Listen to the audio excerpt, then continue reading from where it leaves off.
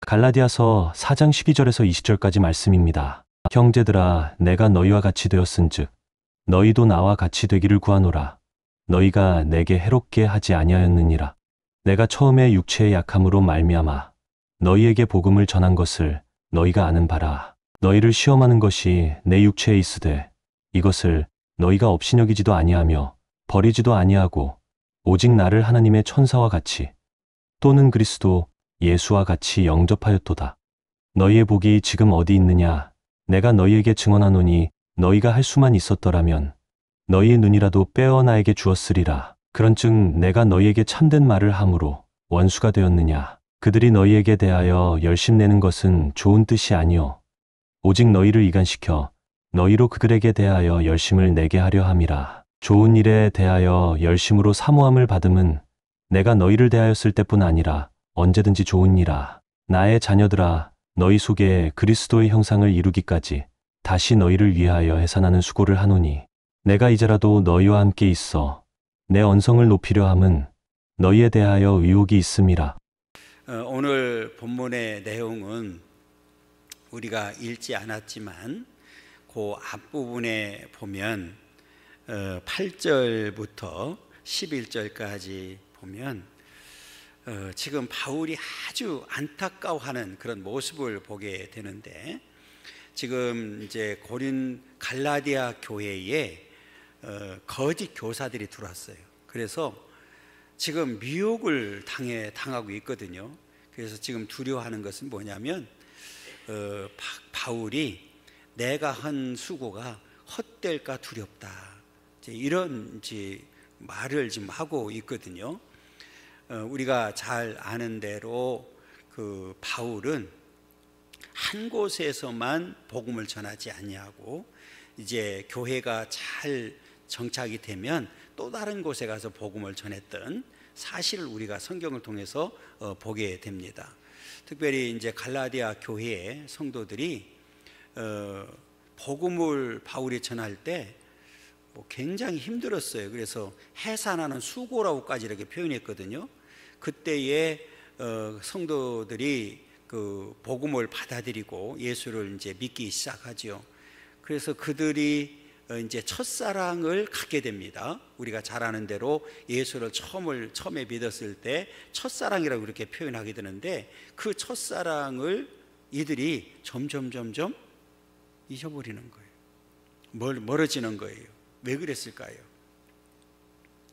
지금 앞에 잠깐 말씀드렸던 대로 그 교회 안에 거짓 교사들이 들어와서 이제 거짓말 하는데 거기에 다 넘어가는 거예요. 그래서 지금 이 바울이 안타까운 심정을 가지고 지금 이야기하는 거거든요. 그러니까 그동안에 목숨을 걸고 복음을 전했는데, 그리고 사실은 많은 성도들이 영접을 하고 신앙이 잘 자랐거든요. 그럼 얼마나 기뻤겠어요? 그리고 이제는 다른 곳에 가서 복음을 전하는데 들려오는 소식이, 안타까운 소식이 전해지는 거예요. 그래서 이제 그 바울이 다시 첫사랑을 회복했으면 좋겠다. 그러면 첫사랑을 회복하는 비결이 뭐냐? 오늘 말씀에서 신앙이 성숙해야 된다. 그리스도의 형상이 이루어져야 된다. 그래서 너희 속에 그리스도의 형상이 이루어지기를 간절히 소망한다. 그러면서 다시 회복되기를 원하는 그런 모습을 우리에게 가르쳐주고 있는데요. 오늘 본문 전체를 살펴보면서 어떤 교훈을 우리에게 주고 있는지 함께 은혜 나누곤 합니다. 첫 번째로는 읽습니다. 바울과 같은 믿음의 의인을 본받아야 그리스도의 형상을 이룰 수 있다. 물론 여기서 말하는 그리스도의 형상은 예수님을 닮는 거지요. 그런데 우리가 사실은 예수님을 닮는 게 쉽지 않거든요. 그러면 우리와 똑같은 사람을 이제 찾아야 되는데, 신약 성경에서는 바울과 같은 위대한 인물이죠. 바울이 이렇게 이제 선택을 받아서 사도직을 감당할 때에 목숨을 걸고 그 복음을 전했고, 먼저 신앙 성숙을 이루고 그 속에 그리스도의 형상을 이루었기 때문에 끝까지 그 사명을 감당할 수가 있었고 믿음을 지킬 수가 있었거든요. 그렇기 때문에 오늘 저와 여러분들도 우리가 똑같은 성정을 가지고 있는 이 똑같은 사람을 우리가 본을 받아야 되는데, 그게 대표적인 사람이 바로 바울이라는 거예요. 그래서 오늘 12절에 보면 이렇게 얘기합니다. 형제들아, 내가 너희와 같이 되었은즉 너희도 나와 같이 되기를 구하노라. 너희가 내게 해롭게 하지 아니하였느니라. 내가 너희와 같이 되었다. 그러면서 지금 형제들이라고 이렇게 표현했거든요. 그러니까 지금 그 바울이 갈라디아 사람들에게 복음을 전할 때 굉장히 힘들었어요. 그러니까 그들과 같이 똑같은 그런 삶을 살면서 복음을 전했고, 그러면서 너희들도 나와 같이 되기를 원한다. 이 말은 내가 그리스도의 형상을 이룬 사실처럼 너희들도 그리스도의 형상을 이루고 신앙의 성숙을 이뤘으면 좋겠다. 이런 지금 이 마음을 전하고 있는 거거든요. 앞에 말씀드렸던 대로 지금 그 갈라디아 교회 성도들은 어떤 상태에 있느냐? 지금 그 거짓 선자들, 그 유대 율법주의자들이거든요. 그들이 몰래 들어와서 전하는데 거기에 넘어가 버린 거예요. 그러니까 이 말은 뭐냐면 두 가지를 지적을 하는 거예요. 지금 사도가, 바울이 사도라고 그러는데 사도가 아니다. 그러니까 사도로 인정하지 않으니까 그 바울이 전한 복음은 잘못된 거다. 지금 두 가지를 이야기를 했어요. 그런데 지금 그 갈라디아 교회 성도들이 거기에 넘어가 버린 거예요. 그래서 그 소식을 듣고 난 다음에 얼마나 안타까운 마음을 지금 전하고 있는지를 보여주고 있는데, 한마디로 말하면 뭘까요? 바울을 비난하는데 이들이 동조를 하고 같이 비난을 하는 거예요. 그러니까 그동안에 바울을 통해서 예수를 믿고 영접을 하고 그렇게 열심히 했던 사람들이 첫사랑을 잊어버리고 오히려 지금 바울을 같이 비난하고 있는 그런 상태에 있거든요. 그럼에도 불구하고 지금 바울은 그들을 향해서 뭐라고 부르고 있어요? 형제들아, 이렇게 이야기를 합니다. 그러면서 바울이 그런 내용을 듣고 난 다음에 사도직에 대해서 이야기를 하죠. 갈라디아서 1장 1절입니다. 읽습니다. 사람들에게서 난 것도 아니요 사람으로 말미암은 것도 아니요 오직 예수 그리스도와 그를 죽은 자 가운데 살리신 하나님 아버지로 말미암아 사도된 바울은, 그랬어요. 지금 예수 그리스도와 하나님으로, 하나님 아버지로 말미암아 사도가 되었다. 이렇게 얘기를 하고 있거든요. 그러면 또 하나는 앞에 말씀드렸던 대로 지금 바울이 단순히 사람의 환심을 사기 위해서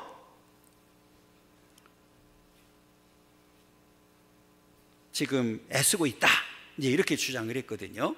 그때 바울이 또 이렇게 얘기를 하지요. 갈라디아서 1장 10절입니다. 읽습니다. 이제 내가 사람들에게 좋게 하랴 하나님께 좋게 하랴, 사람들에게 기쁨을 구하랴 내가 지금까지 사람들의 기쁨을 구했다면 그리스도의 종이 아니니라. 그래서 나는 사람들을 위해서 사람들을 기쁘게 하려고 한 게 아니다. 오직 하나님을 기쁘게 하는데 힘썼다.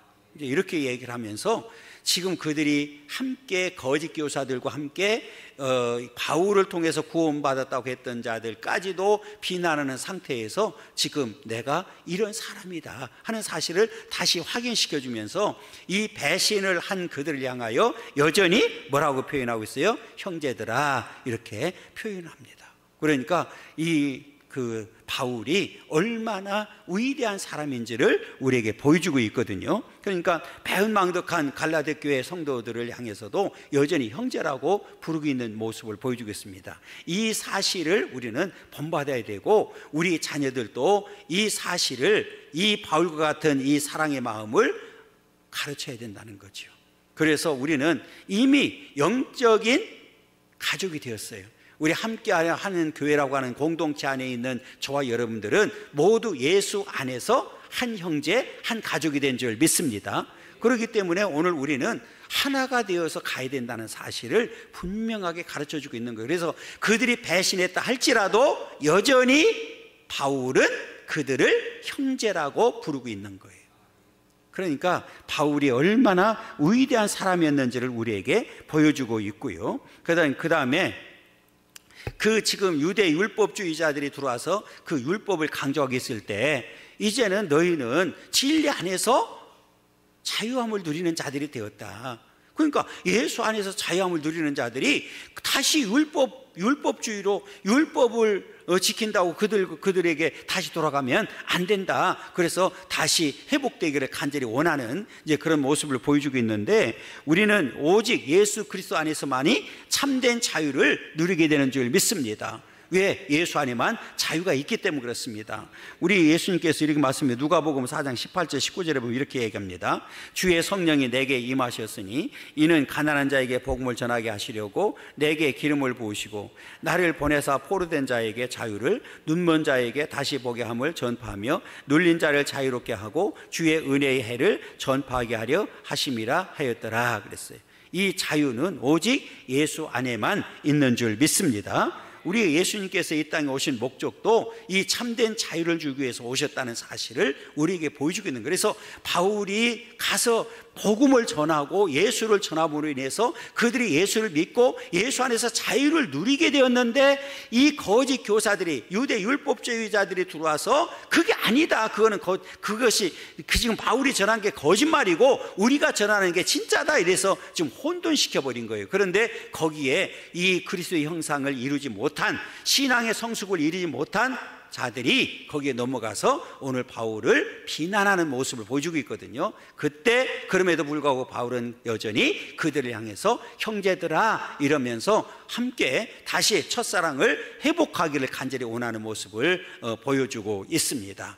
여러분, 오늘 우리가 이 첫사랑을, 예수를 처음에 만났던 그 첫사랑을 계속해서 가지고 날마다 승리하는 삶이 되기를 간절히 소망합니다. 우리 큰 두 번째로는 읽습니다. 바울과 같은 위대한 믿음의 사람도 인간적인 약점이 있음을 알아야 된다. 자, 먼저 13절 읽고 말씀드리겠습니다. 내가 처음에 육체의 약함으로 말미암아 너희에게 복음을 전한 것을 너희가 아는 바라 그랬어요. 우리가 잘 아는 대로 바울은 육신의 약함, 병이 있었죠. 그 눈이 굉장히 안 좋았다고 그러고요.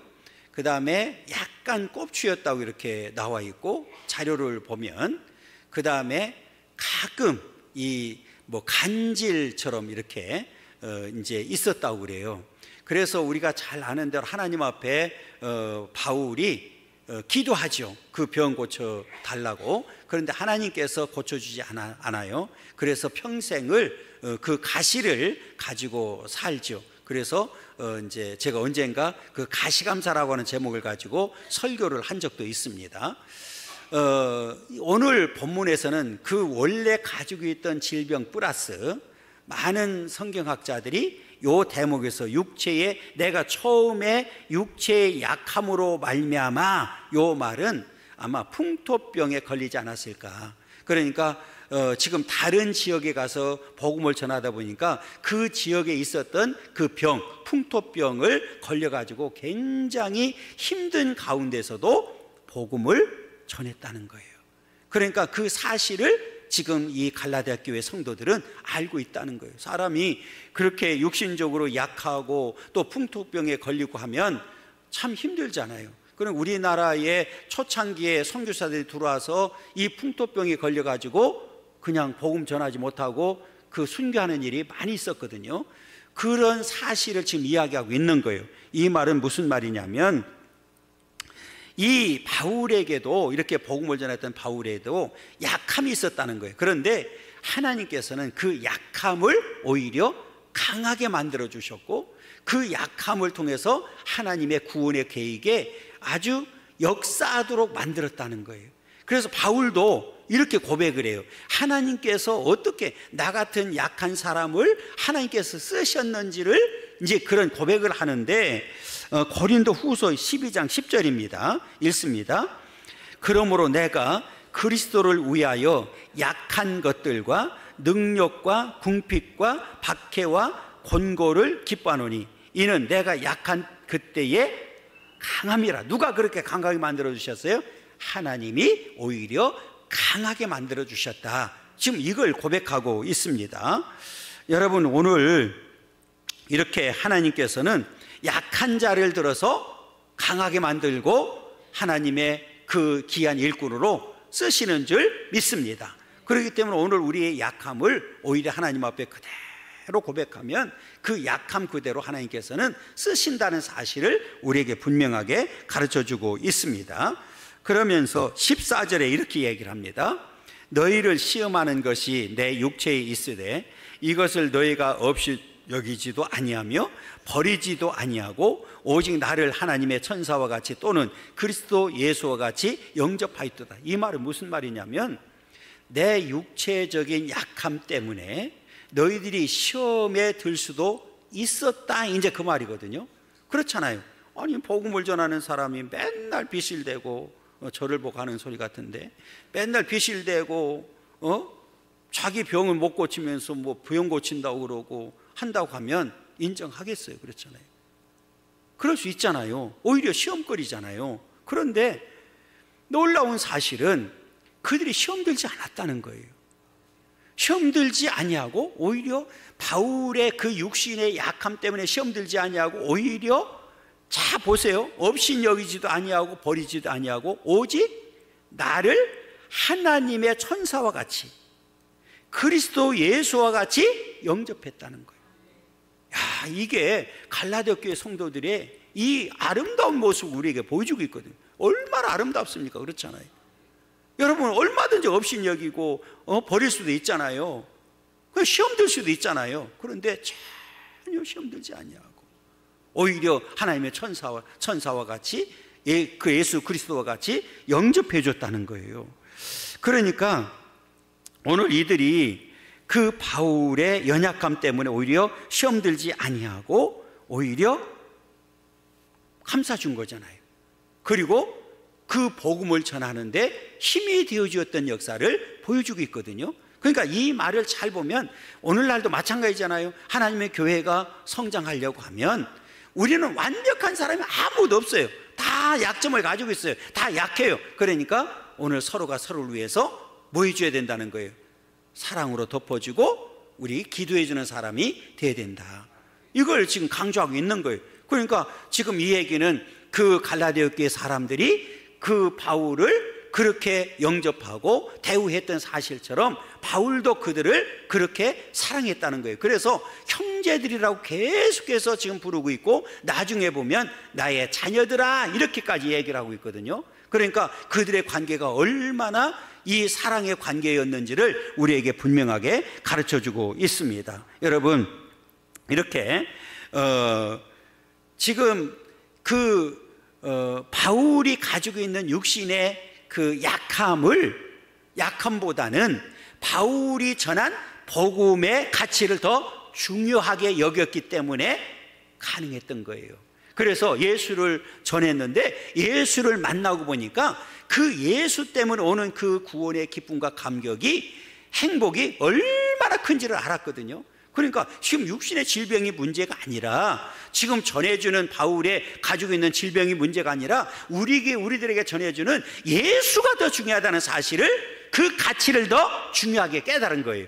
그래서 오늘 바울을 업신여기지 아니하고 오히려 예수 전하는 것 때문에 그를 아주 기쁨으로 받아들였던 역사를 보여주고 있습니다. 마찬가지로 오늘 우리는 서로가 서로에게 약점이 있다는 사실을 분명히 기억하고 그러나 우리에게는 더 귀한 복음, 더 귀한 예수가 우리와 함께 한다는 사실을 분명히 기억한다고 하면 우리는 분명히 예수 안에서 승리하는 삶을 살게 될 줄 믿습니다. 이 믿음의 역사가 우리 가운데 있기를 간절히 소망합니다. 우리 세 번째로는 읽습니다.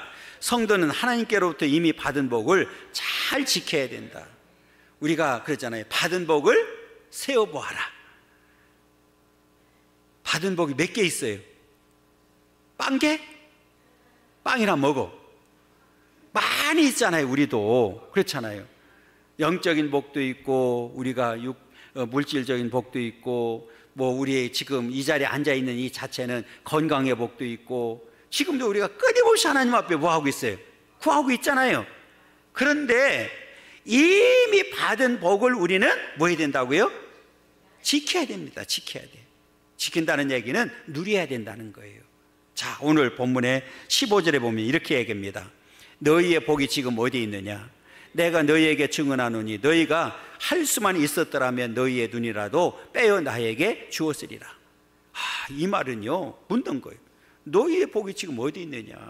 그러니까 처음에 바울이 그렇게 육신이 약한 가운데서도 예수 전하고 너희들이 예수를 믿고 예수를 만나고 행복했던 그 시절, 첫사랑이 지금 어디 갔느냐 그 말이에요. 지금 예수님을 만나서 그렇게 막 기뻐하고 감격하던 그 행복이 다 어디 갔느냐. 지금 영적인 복, 물질적인 복, 건강의 복 지금 다 어디 있느냐 지금 묻는 거예요.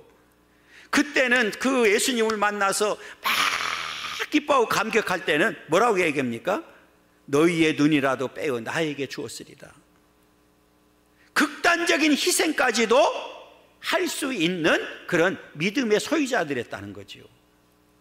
그랬는데 어느 순간에 거짓 교사들이 들어와서 거짓말한 사실을 진짜로 받아들이고 지금 오히려 바울을 지금 비난하고 공격하는 상황이 벌어지고 나니까 오늘 바울의 마음이 너무너무 아프고 찢어지는 것 같은 이런 지금 고통을 호소하고 있는 거예요.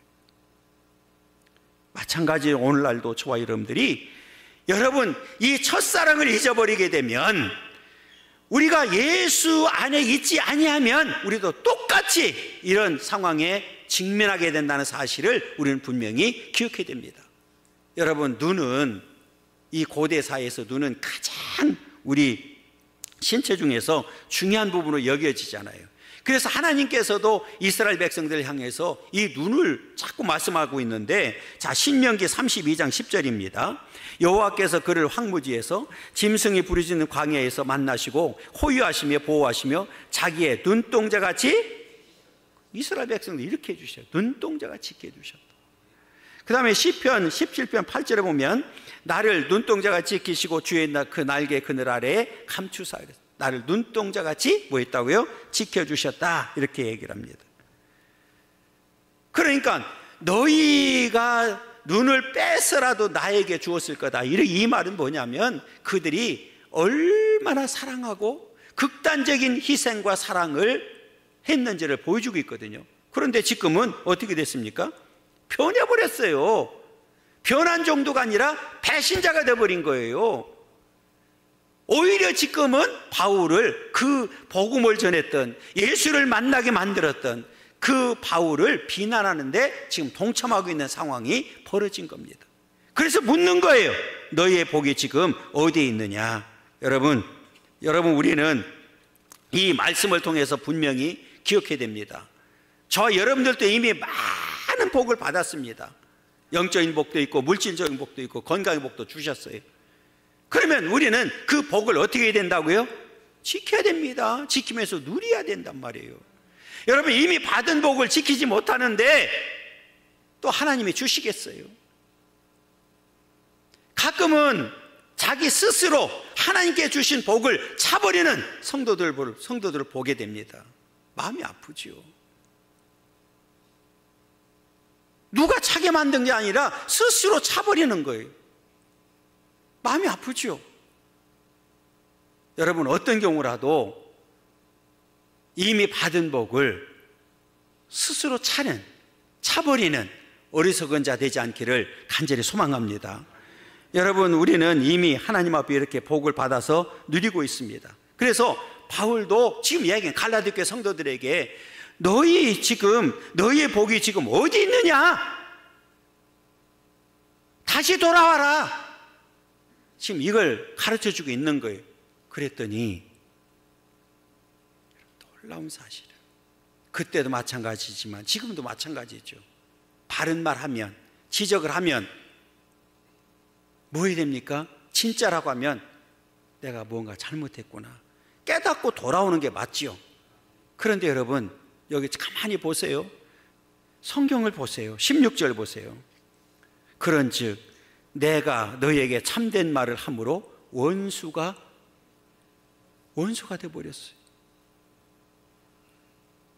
처음에 그렇게 복음을 통해서 눈까지 빼어질 정도로 그렇게 사랑했던 자들이 거짓말이 들어와서 그들의 미혹당함으로 인해서 이제 다시 돌아와야 된다고, 하나님 앞에 바로 서야 된다고, 진리 안에 돌아와야 된다고, 영적으로 회복돼야 된다고 바르게 가르쳤더니, 바르게 했더니 오늘 그들은 대답이 뭡니까? 원수가 되어버렸어요. 지금 갈라디 교회 성도들 뿐만 아니라 오늘날도 마찬가지입니다. 잘못된 것을 바르게 가르쳐주면 다시 돌아오는 게 정상이죠. 그런데 원수가 되어버린 거예요. 앞에 말씀드렸던 대로 그 복을, 이미 받은 복을 스스로 차버린 자가 되어버린 겁니다. 결국은 망하는 길을 선택하는 거죠. 여러분, 끝까지 그 첫사랑을 유지하는 게 얼마나 힘든지를 우리에게 분명하게 가르쳐주고 있습니다. 여러분,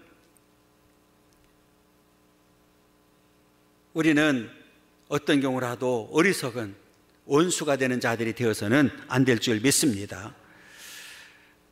그러면서 17절에서는 이렇게 얘기합니다. 그들이 너희에게 대하여 열심 내는 것은, 그들이 누굽니까? 거짓 교사들입니다. 당시 유대 율법주의자들입니다. 그들이 너희에게 대하여 열심 내는 것은 좋은 뜻이 아니요 오직 너희를 이간시켜 너희로 그들에게 대하여 열심을 내게 하려 함이라. 잘못된 열심, 망하게 하는 열심, 이간질하는 열심, 이들에게는 영혼에 대해서는 관심이 없어요. 오직 자기들에 대해서 열심 내기를 원하는 거예요. 이단들의 특징이 뭡니까? 아주 열심히 있잖아요. 그런데 잘못된 열심. 거짓 교사들이 들어와서 열심히 그들을 가르치는데 잘못된 가르침, 이간질하는 것, 하나님과 이간질시키고 오늘 바울과 이간질시키고, 그래서 이 잘못된 길로 가도록 만드는 겁니다. 그런데 여러분, 반대로 좋은 열심이 있습니다. 바울과 같은 열심을 지금 말하고 있는데 그게 바로 18절입니다. 18절 읽어보면 이렇게 합니다. 좋은 일에 대하여 열심으로 사모함을 받음은 내가 너희를 대하였을 때뿐만 아니라 언제든지 좋은 일에 대하여 생명 살리는 열심, 복음을 위해서 열심, 예수 전하는데 열심을 내는 일에는 언제든지 좋다, 이렇게 얘기를 합니다. 왜? 바울이 그렇게 했으니까. 여러분, 오늘 저와 여러분들도 여러분 잘못된 열심이 있어요. 잘못된 열심. 분명히 열심히 하긴 하는데 잘못된 열심 때문에 스스로도 시험 들고 망하는 길로 가는 거예요. 오늘 저와 여러분들은 좋은 일에 대하여 열심을 사모하는 자들이 되기를 원하고, 정말 언제든지 이 열심을, 좋은 일에 대해 열심을 내므로 인해서 하나님께 영광 돌리는 삶을 살아가기를 간절히 소망합니다. 좋은 열심은, 바울과 같은 열심은 뭐냐? 반드시 말씀에 근거한, 지식에 근거한, 진리 안에서 이루어지는 것이 진짜 좋은 일에 대한 열심인 줄 믿습니다. 베드로 후서 3장 18절 읽어보겠습니다. 오직 우리 주 곧 구주 예수 그리스도의 은혜와 그를 아는 지식에서 자라가라. 영광이 이제와 영원한 날까지 그에게 있을지어다. 그를 아는 지식에서 자라가라. 그 지식에 근거하지 않는 열심은 잘못된 열심이라는 사실을 우리는 분명히 기억해야 됩니다. 여러분, 이제 하나님 앞에 좋은 일에 대한 열심이 있기를 간절히 소망합니다. 우리 마지막 네 번째로는 읽습니다. 바울은 자녀들에게 그리스도의 형상을 이루라고 합니다. 그리스도의 형상을 이루라고 하는 거예요. 우리 19절 보면 이렇게 얘기합니다. 나의 자녀들아, 너희 속에 그리스도의 형상을 이루기까지 다시 너희를 위하여 해산하는 수고를 하노니. 나의 자녀들아 그랬어요. 앞에는 형제들아 그랬고, 여러분, 자녀는 누가 낳은 거예요? 어머니잖아요. 자, 너희를 위하여 해산하는 수고를 했다. 그러니까 처음에 갈라디아 지역에 가서 복음을 전할 때 이들 한 생명을 얻기가 얼마나 힘들었는지를 보여주고 있거든요. 그러니까 그들을 한 생명 한 생명을 우리가 예수를 믿게 만들어서 첫사랑을 갖게 만드는 일을 한 일이 해산하는 수고를 했다고 이렇게 얘기합니다. 그런데 오늘 바울은 다시라는 말을 썼어요. 다시 너희를 위하여 해산하는 수고를 하겠다. 내가 어떤 희생을 치러서라도 너희들이 다시 복음으로 돌아오기를, 예수 안에 돌아오기를 간절히 원하고 있는 거예요. 그러면서 그렇게 하려고 하면 너희 속에 그리스도의 형상을 이루기까지 그랬어요. 그러니까 다른 사람이 아니라 우리 각자 개인에게 우리는 그리스도의 형상을 반드시 이루어야 된다, 그 얘기거든요. 오늘 바울이 그리스도의 형상을 이루었기 때문에 순교할 수 있었던 사실처럼 우리는 그리스도의 형상을 이루어야만 마지막까지 하나님 앞에 쓰임받게 되고 마지막까지 하나님 앞에 남게 되는 줄 믿습니다. 그러면 그리스도의 형상이 뭘까? 그리스도의 형상이 뭘까요? 여러분, 우리는 그 하나님과의 관계가 회복되는 거죠. 우리가 잘 아는 대로 우리는 하나님의 형상대로 지음을 받은 자들입니다. 그런데 아담이 범죄함으로 인하여 그 그리스도 하나님의 형상이 산산이 깨져버렸어요. 우리 창세기 1장 26절 27절 읽어보겠습니다. 읽습니다. 하나님이 이르시되 우리의 형상을 따라 우리의 모양대로 우리가 사람을 만들고 그들로 바다의 물고기와 하늘의 새와 가축과 온 땅과 땅에 기는 모든 것을 다스리게 하자 하시고, 하나님이 자기 형상 곧 하나님의 형상대로 사람을 창조하시되 남자와 여자를 창조하셨어요. 하나님의 형상대로 창조했어요. 그런데 아담이 범죄함으로 인하여 산산조각냈습니다. 그런데 바울은 그리스도가 바로 하나님의 형상이라고 분명하게 말씀을 하고 있는데, 골로새서 1장 15절입니다. 그는 보이지 아니하는 하나님의 형상이요 형상이신 모든 피조물보다 먼저 나신 이시니 누굽니까? 바로 예수 그리스도를 말하는 거예요. 그러니까 하나님의 형상이신 예수 그리스도가 이 땅에 오셔서 저와 여러분들에게 다시 하나님의 형상을 회복하도록 만들어 주신 거예요. 지금 이 사실을 이야기하고 있는 겁니다. 자, 로마서 8장 29절 30절입니다. 하나님이 미리 아신 자들을 또한 그 아들의 형상을 본받게 하기 위하여 미리 정하셨으니 이는 그로 많은 형제 중에서 맏아들이 되게 하려 하심이라. 또 미리 정하신 그들을 또한 부르시고 부르신 그들을 또한 의롭다 하시고 의롭다 하신 그들을 또한 영화롭게 하셨느니라. 자, 하나님이 미리 아신 자들을 또한 그 아들의 형상을 본받게 하기 위하여, 예수 그리스도의 형상을 지금 말하는 거예요. 그러니까 우리는 예수 그리스도의 형상을 본받아서 우리는 예수 그리스도의 형상을 우리 속에 반드시 이루어야 됩니다. 이거는 이루어도 되고 안 이루어도 되는 것이 아니라 반드시 이루어야 되는데, 그러면 그리스도의 형상을 이룬다는 의미가 뭐냐? 우선은 우리 속에 그리스도가 계시도록 해야 된다는 거죠. 그러니까 이제는 내가 아닌 내 속에 그리스도가 계시도록 해야 되는데, 우리의 주인은 바로 누굽니까? 예수 그리스도가 되어야 된다는 거예요. 그러니까 이제 우리의 모든 삶의 중심은 바로 누굽니까? 예수 그리스도가 되어야 된다는 거죠. 그러니까 바울이 바로 그 삶의 중심이 예수 그리스도였기 때문에 그를 괴롭히는 모든 그 고난과 고통 속에서도 끝까지 승리하게 되고 믿음을 지키고 순교할 수 있었던 이유가 그리스도의 형상을 이루었기 때문에 가능했던 거예요. 그러니까 오늘 저와 여러분들도 마지막까지 그 그리스도의 그리스도 안에서 그리스도와 함께 승리하기를 원한다고 하면 반드시 우리 속에 각자 우리 속에 그리스도의 형상을 이루는 삶을 살아야 될 줄 믿습니다. 그게 이제 모든 삶의 중심이 바로 예수 그리스도가 되어야 된다는 거죠. 그래서 바울이 이제 마지막으로 이 얘기를 해요. 내가 떨어져 있어서 이제는 너희들과 함께 있기를 원한다. 그리고 내 목소리가 높아졌으면 좋겠다, 이렇게 얘기를 합니다. 그게 바로 20절이거든요. 20절 읽겠습니다. 내가 이제라도 너희와 함께 있어 내 언성을 높이려 함은 너희에 대하여 의욕이 있음이라. 아직도 의욕이 풀리지 않는 거예요. 그러니까 바울이 아마 편지를 통해서 보내고 하지만 지금 만나서 직접 하는 것과 전혀 다르거든요. 그러니까 이제라도 내가 너희와 함께 있었으면 좋겠다. 그러면서 내 언성을 높이려 함은, 이 얘기는 뭐예요? 다시 내가 너희들의 첫사랑을 회복하는 일이라고 하면 내 언성을 높여서라도 너희들이 다시 회복시켰으면 좋겠다. 그 얘기를 하고 싶은 거예요. 왜? 너희들은 여전히 의욕이 있으니까.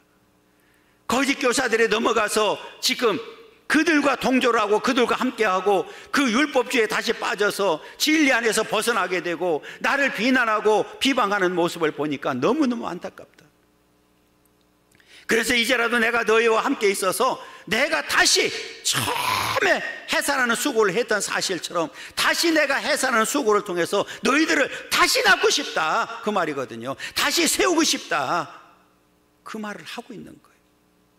여러분, 바울이 갈라디아 교회 성도들을 너무너무 사랑했기 때문에 오늘 그들이 다시 회복되기를 간절히 소원했던 사실처럼 오늘 하나님께서도 저와 여러분들에게 요구합니다. 너희가 받은 복이 지금 어디 있느냐? 여러분, 어떤 경우라도 예수를 만난 그 첫사랑을 잊어버리지 않기를 간절히 소망합니다. 그리고 마지막 그 순간까지 그리스도의 형상을 이루어서 반드시 하나님 앞에 설 수 있는 그런 믿음의 삶이 되기를 간절히 소망합니다.